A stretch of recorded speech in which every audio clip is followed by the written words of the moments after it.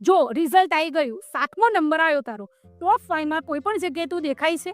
તને કેટલી વાર કીધું ભણવામાં ધ્યાન આપો, પણ નહીં, ભણવામાં ધ્યાન આપવાનું જ નહીં. અને આ તો જો રનિંગ કોમ્પિટિશનમાં તું હારી ગઈ, ડાન્સમાં તું સિલેક્ટ નથી થતી, મ્યુઝિક અને સિંગિંગ તો તને આવડતું જ નથી. જ્યારે કહીએ ત્યારે બસ કમ્પેરિઝન કરવાનું.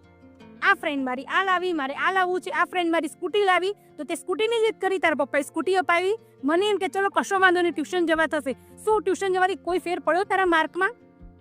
કેટલી વાર મેં તને કીધું છે ભણવામાં ધ્યાન આપ, પણ નહીં, ભણવામાં ધ્યાન આપવાનું જ નહીં. હવે રડે છે શું આ રીતે? મને ખબર નથી પડતી આ છોકરીનું કરવું શું. અરે વાહ, રિઝલ્ટ આવી ગયું ને, તારો તો 7મો નંબર આવ્યો, ખૂબ સરસ. પણ તું કેમ સેડ છે? ગઈ વખતે તો તારો 9મો નંબર આવ્યો હતો, આ વખતે 7મો નંબર આવ્યો. તે તો પ્રોગ્રેસ કરી છે. અને હા, આ તો જો સ્પોર્ટ્સમાં તો તારે E+ આવ્યા છે. પણ મમ્મી, મારી ફ્રેન્ડને 3જો નંબર આવ્યો છે.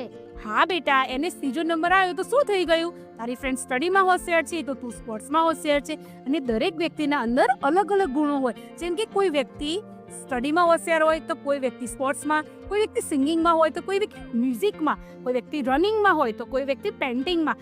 આ રીતે દરેક વ્યક્તિમાં અલગ અલગ ગુણો હોય. અને કોઈ એક રિપોર્ટ કાર્ડ તારી જિંદગીના માપદંડ નક્કી ન કરી શકે. આપણે સારી રીતે પ્રયત્ન કરી, તું હિંમત રાખીશું તો તારા પણ સારા માર્ક આવશે. એમાં ઉદાસ થવાની કોઈ જરૂર નથી. અને જો ગયા વખત કરતા તો આ વખતે તારે સ્પોર્ટ્સમાં અને રિઝલ્ટમાં બંને એવા પ્રોગ્રેસ છે, તો આ વખતે સેટ થવાની તો વાત જ નથી. આ તો પાર્ટી ટાઈમ છે, આપણે પાર્ટી કરવી પડશે. તો ચલો હું તારા ફેવરેટ પિઝા ઓર્ડર કરું. પણ આ બધી વાતમાં તારી સ્માઇલ તો ક્યાંય દેખાતી જ નથી. That's my girl.